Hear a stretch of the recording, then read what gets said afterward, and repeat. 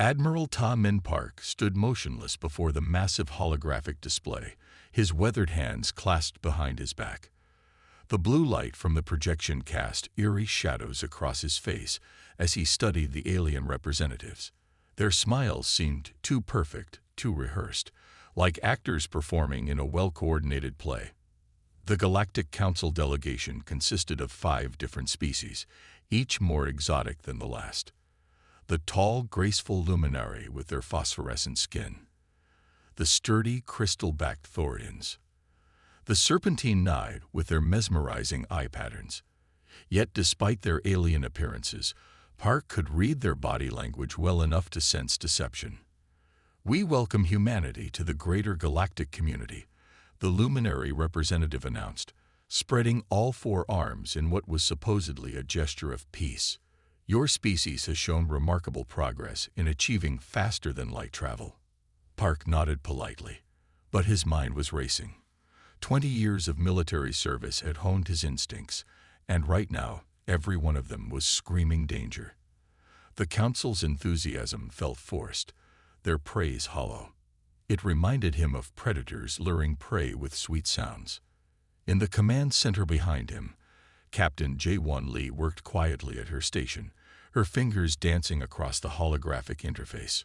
She had been analyzing Council communications for months, and what she found painted a disturbing picture. Their public broadcasts spoke of unity and cooperation, but their encrypted channels told a different story.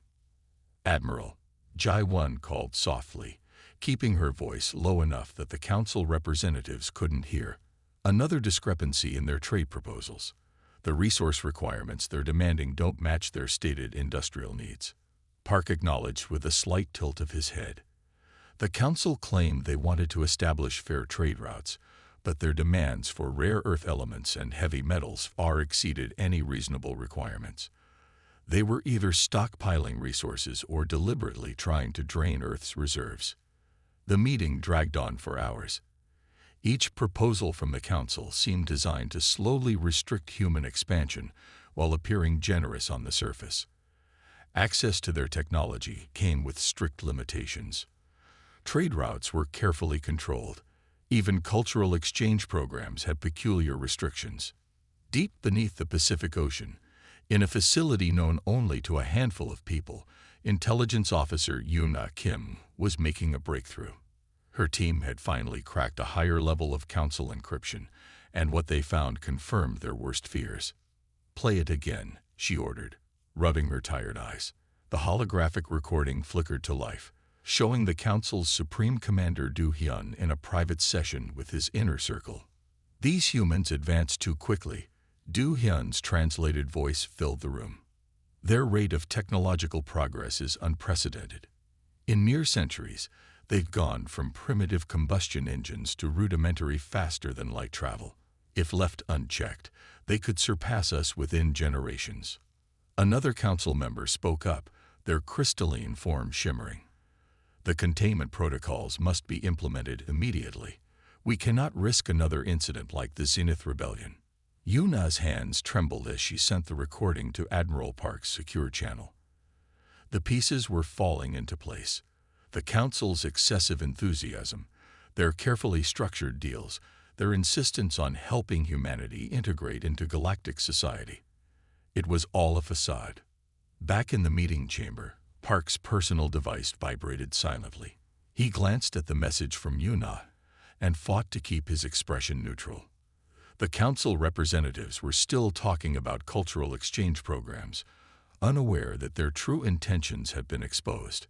"We look forward to a long and prosperous relationship with humanity," the luminary representative concluded, all 4 hands clasped in what humans had been told was a gesture of sincerity. Park forced a smile. "As do we." His mind was already formulating plans. Humanity had suspected something like this might happen. It was why they had kept certain technological advances hidden, why their military capabilities were deliberately understated. As the Council representatives filed out of the chamber, Captain J1 approached the Admiral. "Your orders, sir." Park waited until the doors sealed shut before responding. "Activate Protocol Nemesis. Inform all fleet commanders to begin preparations, but maintain absolute secrecy. If the Council wants to play games, they'll soon learn that humans can play too. That night, as Earth's cities glittered under the stars, secret facilities across the solar system hummed with activity. Hidden shipyards powered up, weapons systems were tested, and classified communications raced between military commanders. The Council thought they were dealing with naive newcomers to galactic politics, but humanity had learned from its own bloody history. They knew all too well how empires treated potential rivals. Admiral Park stood at his office window, looking up at the stars. Somewhere up there, the Council was plotting humanity's containment, thinking themselves clever and superior. They had no idea that their attempts at deception had been transparent from the start, or that humanity was already several steps ahead in this cosmic chess game. "Let them think us young and foolish," he muttered to himself. "When the time comes, they'll learn why humans have survived every crisis our history has thrown at us." He turned away from the window, his decision made. The Council's treachery would be their undoing, and humanity would be ready when the facade finally cracked. The emergency alarms blared across the Council's primary colony on Proxima Centauri b, shattering the peaceful evening. Massive explosions lit up the biodomes like dying stars, their protective shields failing one after another. Colonists ran screaming as atmosphere vented into space, while emergency systems inexplicably failed to respond. Similar scenes played out across 12 Council colonies simultaneously.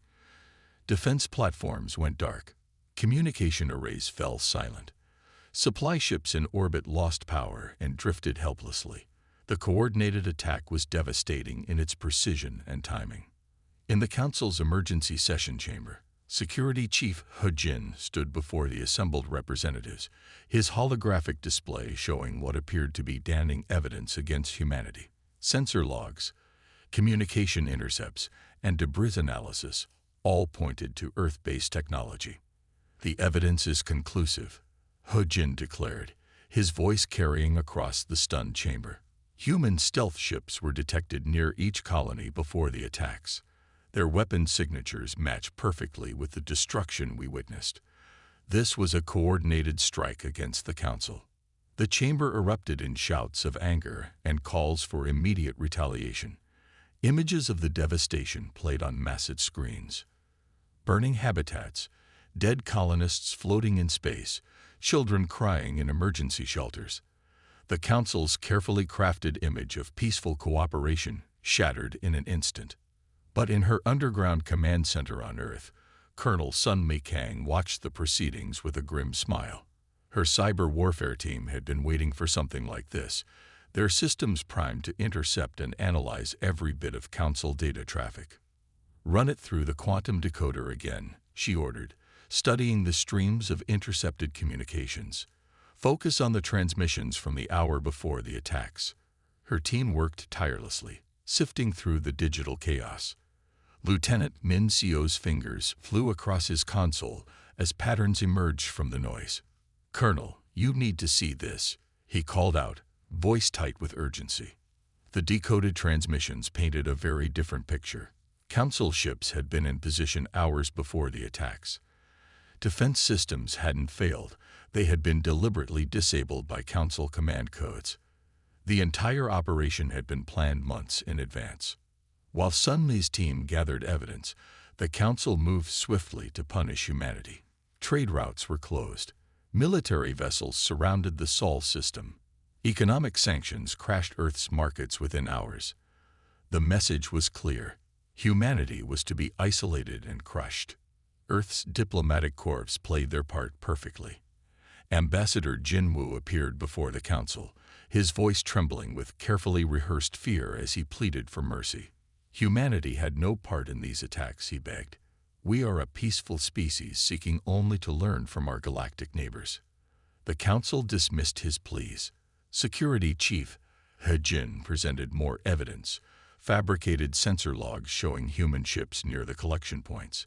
But each piece of false evidence they produced was immediately intercepted and decoded by Sun Mi's team. "They're getting sloppy," Sun Mi noted, reviewing the latest intercepts.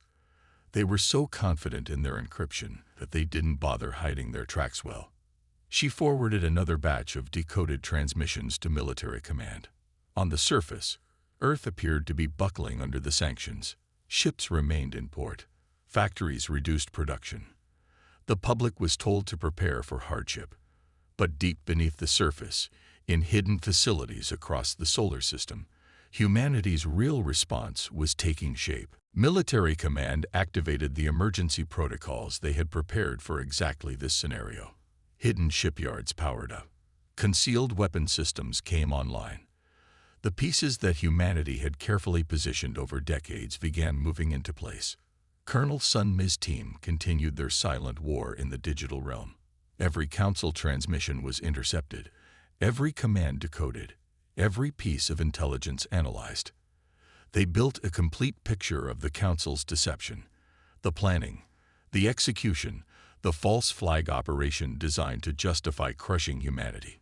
Send the complete package to Admiral Park, Sun Mi ordered, reviewing the final analysis. He needs to see how deep this deception goes. The evidence was overwhelming. The council hadn't just attacked their own colonies, they had sacrificed their own people to create a pretext for containing humanity.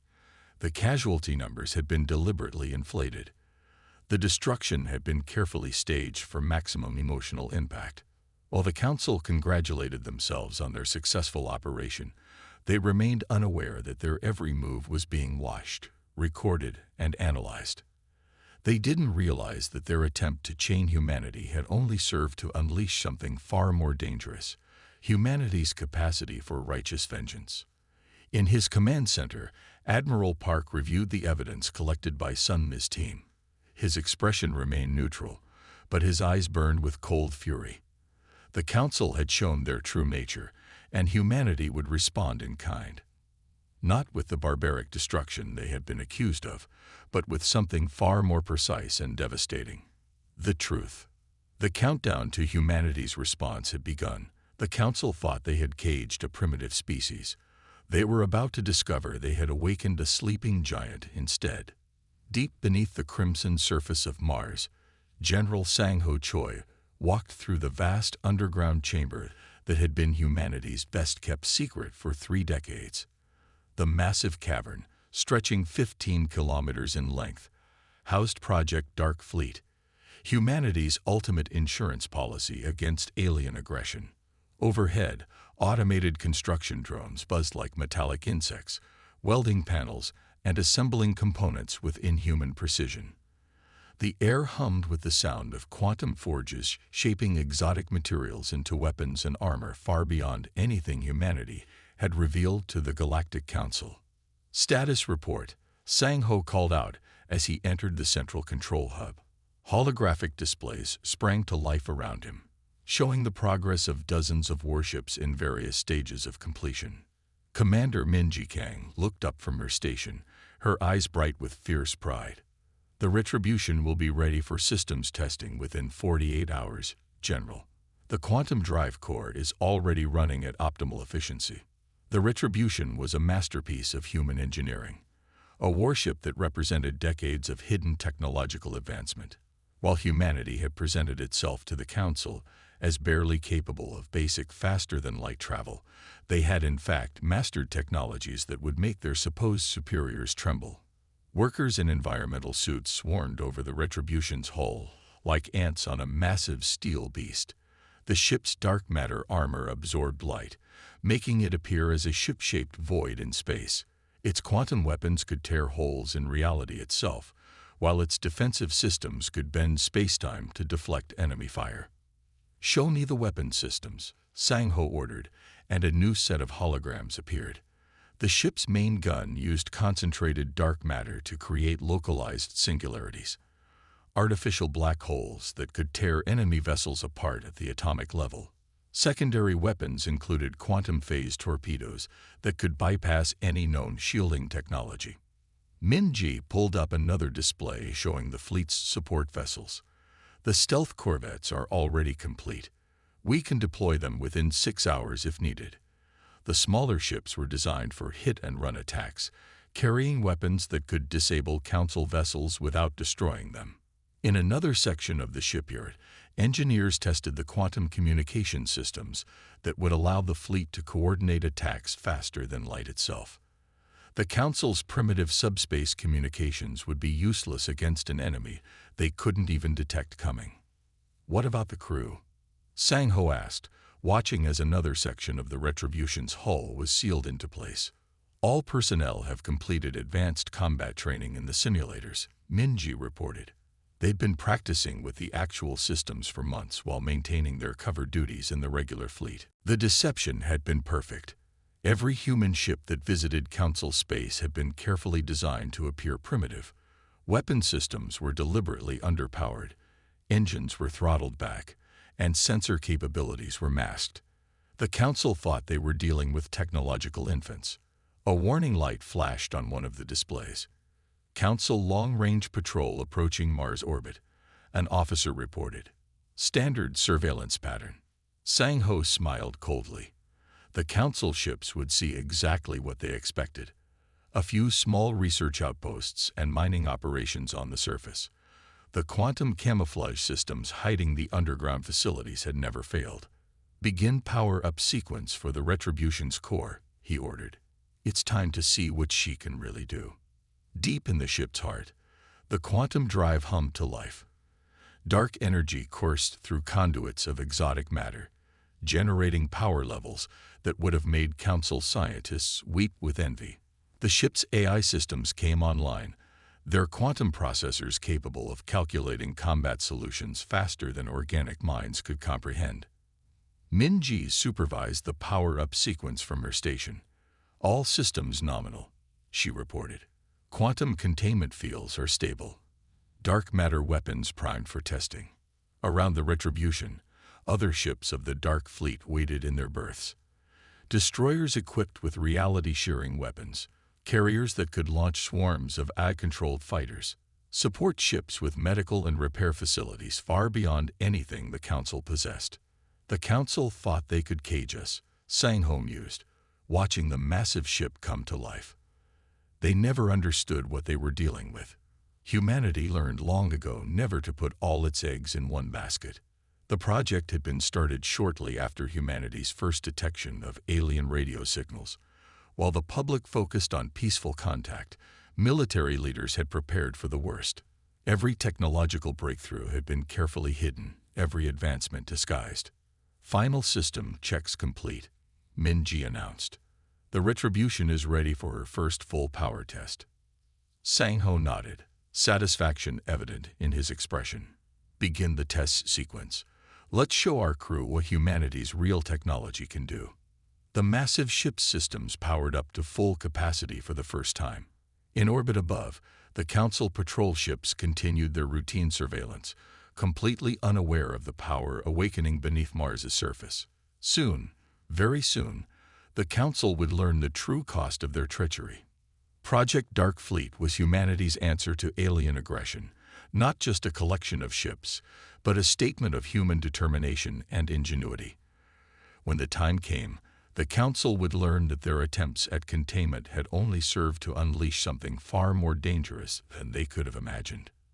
Lieutenant Hai-Jin Park moved silently through the crowded spaceport on Centauride Prime, her artificial skin disguise perfectly mimicking the blue-tinted flesh of a Centaurian trader. Around her, beings from a dozen different species hurried about their business, none suspecting that a human walked among them. She entered a dimly lit establishment called the Stellar Drift, making her way to a private booth in the back. 3 figures waited there, a crystalline Thorian, a serpentine Nye, and a towering Arcturian, all representatives of species that had suffered under Council rule for centuries. "The payload is ready," Hai-Jin said softly, passing a quantum-encrypted data crystal across the table. "Everything you need to disable the Council's defense grid in your sectors." The Thorian's crystalline body hummed with excitement. "Our people have waited generations for this chance. The Council's grip on our mineral resources has strangled our economy for too long." Meanwhile, across the galaxy, Chief Engineer Tai Yun worked in a secret facility on Titan, analyzing the intelligence gathered from their allies. His team had compiled detailed schematics of Council defense systems, identifying critical weaknesses that the arrogant Council never bothered to fix. "Look at this," he muttered, pointing to a holographic display. "They're still using the same quantum encryption protocols they developed 3 centuries ago. They never imagined anyone could break them." The resistance network grew stronger each day. Species that had been forced to mine their own worlds into poverty, civilizations whose technological development had been deliberately stunted, cultures that had been forced to abandon their traditions, all found hope in humanity's secret preparation for rebellion. Ambassador Jinho sat in a heavily shielded conference room on a remote asteroid base, facing representatives from 15 different species. Their discussion would have shocked the Council, these primitive races discussing advanced military strategy and coordinated strikes. "The Council believes they've contained humanity," Jinho explained, his voice firm. "This gives us the perfect opportunity. While their attention is focused on Earth, our combined forces can strike at their power base." A reptilian Dracon elder spoke up, his scaled face showing determination. "My people will provide the assault forces. We've hidden our true military strength for decades, just as you humans have." The planning continued in secret locations across Council space. The Vengeance Fleet, humanity's hidden armada, would provide the spearhead, but each species had its role to play. The Nye would disable communication networks. The Thorians would target power distribution centers.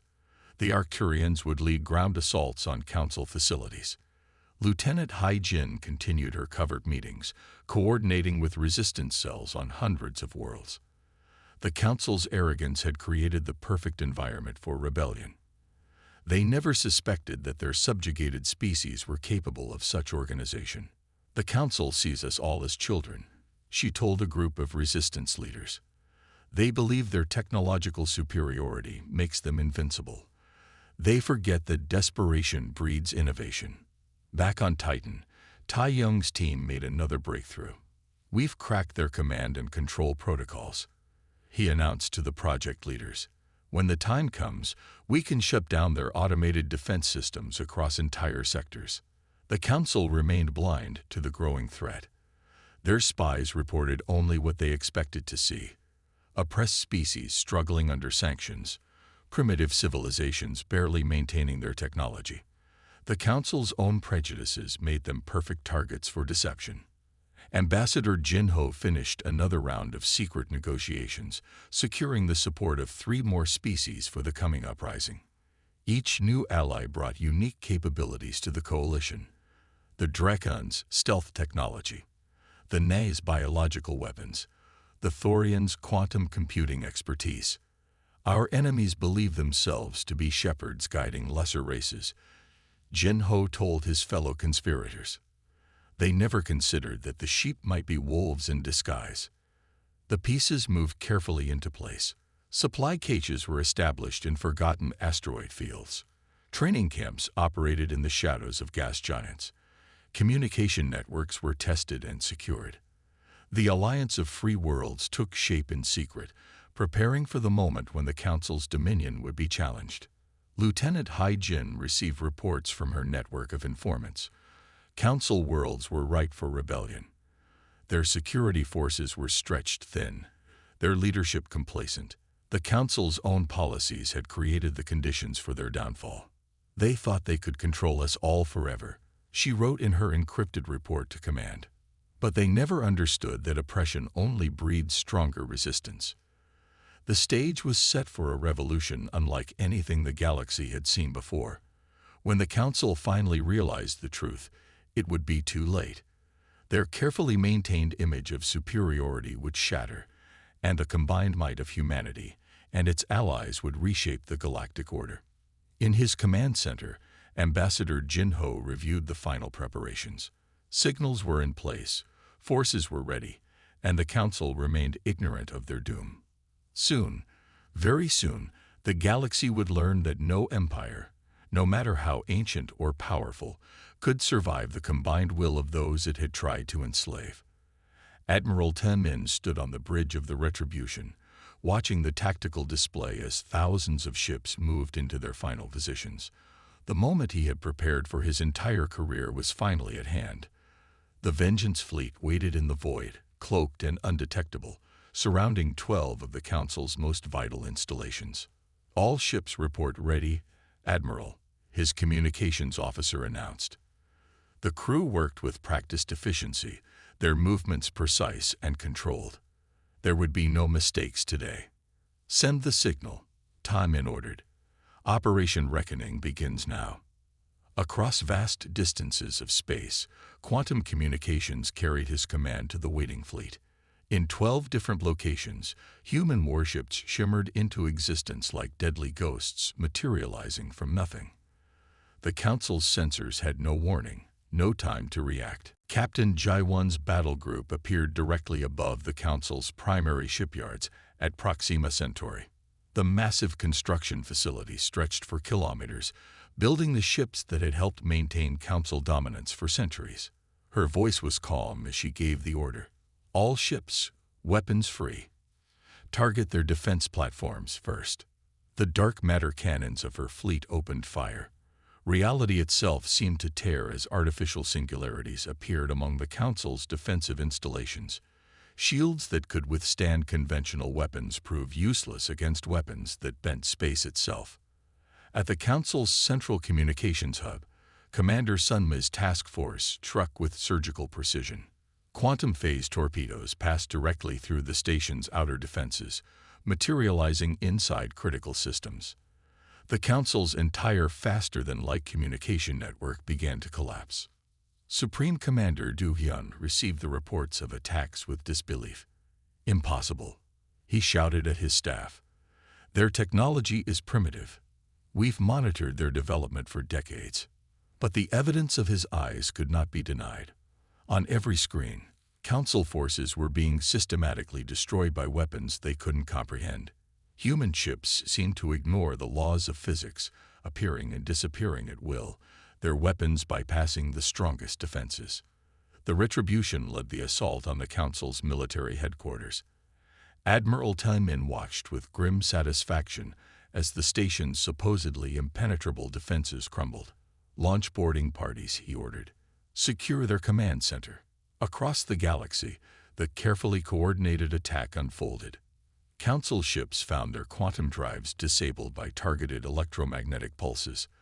Defense stations lost power as their reactor cores were shut down by precise strikes. Communication networks fell silent as key relay points were captured or destroyed. Captain Jaiwan's voice crackled over the command channel. "Shipyards secured, Admiral. Their construction facilities are intact, but under our control. Council resistance has been minimal." The Council's response was fragmented and confused. Their commanders, used to relying on superior technology and overwhelming force, found themselves unable to counter the human attacks. Ships trying to respond to one crisis found themselves cut off and isolated by precisely calculated strikes. Commander Sunma's forces completed their takeover of the communication hub. "We have control of their network," she reported, beginning transmission of the evidence package to all Council worlds. The truth about the Council's false flag operation, their centuries of oppression, their deliberate suppression of other species, all of it began broadcasting across every channel. The carefully maintained image of benevolent leadership shattered as their own records exposed their crimes. Supreme Commander Du Hyun watched helplessly as his empire crumbled. The humans he had dismissed as primitives had outmaneuvered him completely. His personal guard fought desperately as boarding parties breached his command center, but their weapons seemed ineffective against the advanced armor of the human troops. Admiral Min walked through the secured corridors of the Council headquarters, his footsteps echoing in the now silent halls. The pride and arrogance of centuries lay broken around him. Council leaders who had thought themselves untouchable were now being led away in restraints. "Status report," he commanded, entering the central control room. "All primary objectives secured," his tactical officer responded. "Council resistance has been neutralized at 10 of the 12 targets.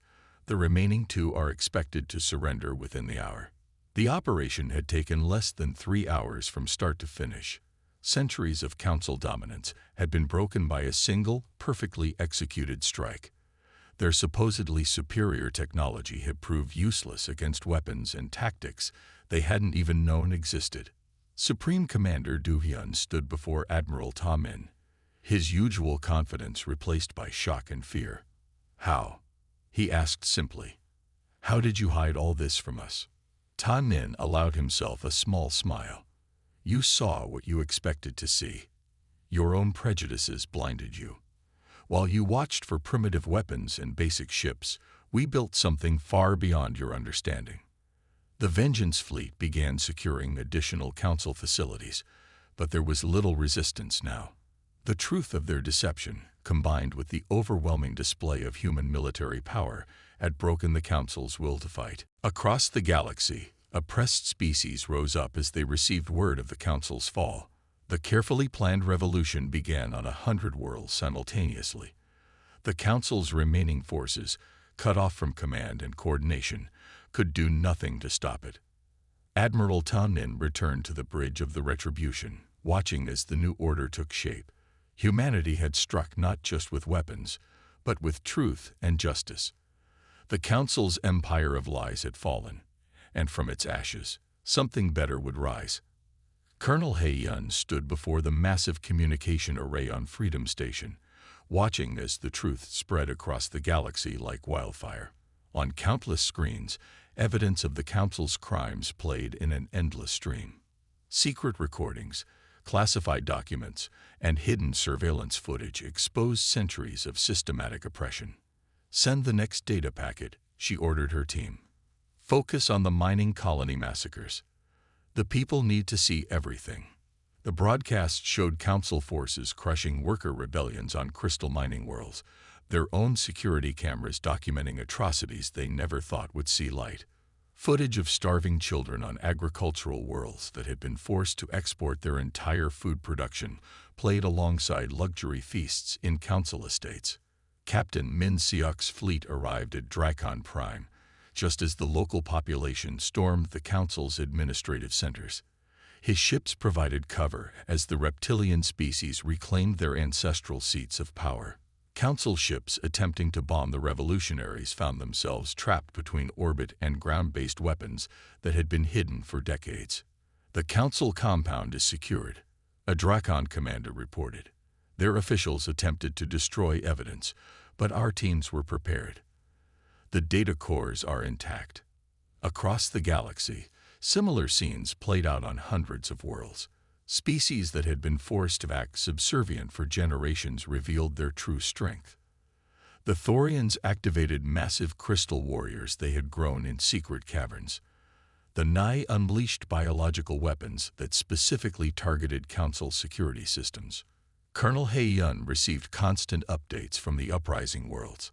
"The Arcturians have taken control of their orbital shipyards," her aide reported. 3 Council cruisers surrendered without a fight when they saw the size of the rebellion. The Council's carefully maintained image of absolute power crumbled as their forces faced simultaneous rebellions everywhere. Ships they had thought loyal revealed themselves as sleeper agents for the resistance. Defense systems they relied on were shut down by their own technicians, who had waited years for this moment. "Another Council battle group has surrendered," Captain Min Seok reported from the front lines. "Their crews mutinied when they saw the evidence broadcasts. They're requesting asylum with the rebellion."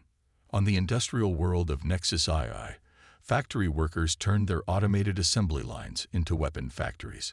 Machinery that had built Council warships now produced arms for the revolution.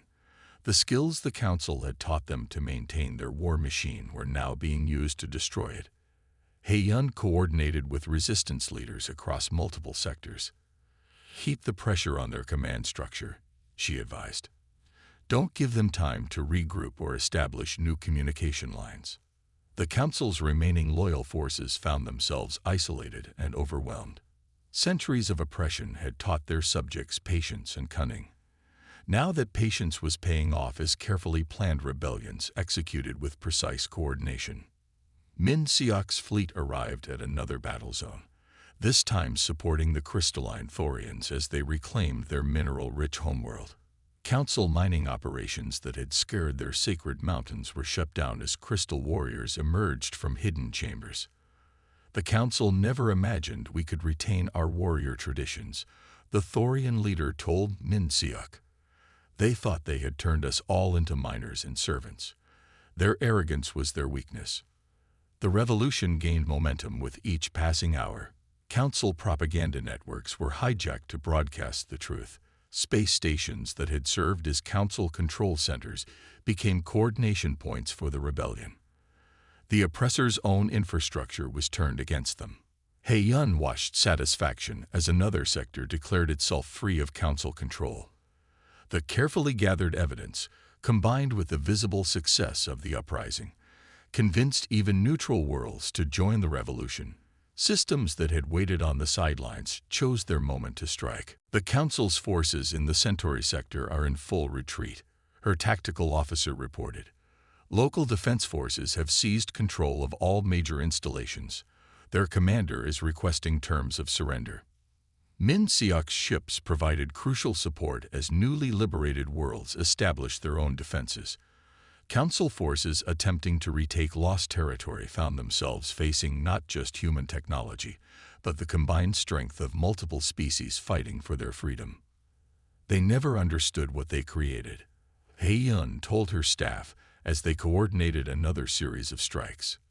By oppressing so many species for so long, they gave us all a common cause. Every world they dominated became another ally in waiting. The revolution spread faster than even its planners had expected.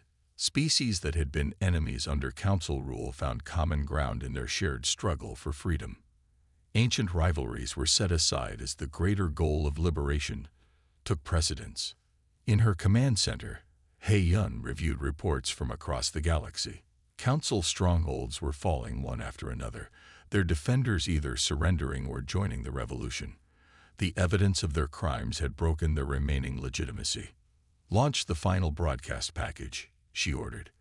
"Let everyone see the full scope of what they've done. No more secrets, no more lies." As the truth spread, the revolution became unstoppable. The Council's reign of oppression, built on lies and maintained through force, crumbled before the combined might of those they had fought safely subjugated. A new era was beginning, one of freedom and cooperation between species who had finally broken their chains. The Great Hall of Truth gleamed under the light of 3 suns, its crystalline dome reflecting the hopes of 100 species gathered within.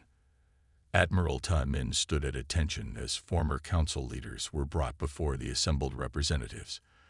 The once mighty rulers now looked small and defeated as they faced the consequences of their actions. Ambassador Yuna took the central podium, her voice carrying clearly through the vast chamber. "We gather not for revenge, but for justice," she began. "The crimes of the past must be acknowledged so we can build a better future." The evidence against the Council leaders was overwhelming. Recordings showed them plotting the false flag attacks that had been blamed on humanity. Documents revealed centuries of systematic oppression and exploitation. Their own words condemned them as they faced representatives from worlds they had terrorized. The new Galactic Alliance will be founded on principles of equality and mutual respect. Yuna continued. No species shall claim dominion over another. No civilization shall be held back from achieving its potential. General Sangho stood with representatives from the formerly oppressed species as they drafted the new charter. The Thorians contributed their wisdom of sustainable development. The Nai offered their understanding of biological harmony. The Arcturians shared their knowledge of peaceful conflict resolution. Each member world will have an equal voice, Sangho explained to the assembly. Decisions affecting the galaxy must have broad consensus. No more rule by force or fear. The former Council's Supreme Commander Du Hyun watched from his containment field as his empire was dismantled. The carefully constructed hierarchy that had kept his people in power for centuries was being replaced by something he had never imagined possible. True cooperation between species. Across the galaxy, reconstruction began. Human ships worked alongside vessels from other species to rebuild damaged worlds. The technology that had been used for war was now turned to healing. Council prison worlds were transformed into centers of learning and cultural exchange. "We must ensure this never happens again," Tan Min told the gathered leaders. "The safeguards we build today must protect future generations from corruption and tyranny." The new alliance charter included strict provisions against the hoarding of technology or resources. Knowledge would be shared freely between member worlds. Trade would be conducted fairly, with benefits flowing to all participants. Military forces would serve all species equally, protecting the weak from exploitation. Ambassador Yuna moved through the crowd, speaking with representatives from dozens of worlds. Former enemies found common ground in their shared vision of the future. Species that had been forced to compete under Council rule now explored ways to cooperate. "The Council's greatest fear has become our greatest strength," she observed. "They feared what we could achieve together, and now we will show them they were right to be afraid, not of destruction, but of the progress we can make through unity." General Sangho approached the Central Days, carrying the new flag of the Galactic Alliance. Its design incorporated symbols from all member species, woven together in a pattern of unity and strength. As he raised it above the assembly, cheers erupted in 100 different languages.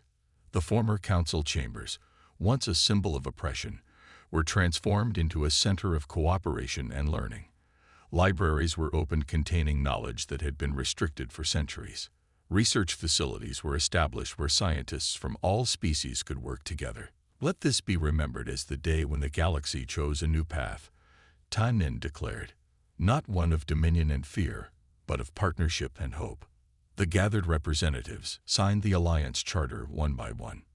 Each signature represented not just a single world, but the dreams and aspirations of billions. The document enshrined principles of freedom, equality, and mutual support that would guide galactic civilization forward. As the ceremony concluded, Admiral Tan Min looked out over the assembled beings. He saw not conquered subjects or defeated enemies, but partners in building a better future. Humanity had indeed unleashed its vengeance, but that vengeance had taken the form of justice and liberation rather than destruction. The stars shone brighter that night, as if they too celebrated the dawn of a new era. The galaxy had been transformed not by the force of weapons, but by the power of truth and the strength of unity. The Council's treachery had led not to humanity's downfall, but to the rise of something far greater. A true alliance of free peoples, working together to forge a future worthy of them all. End of Galactic Chronicles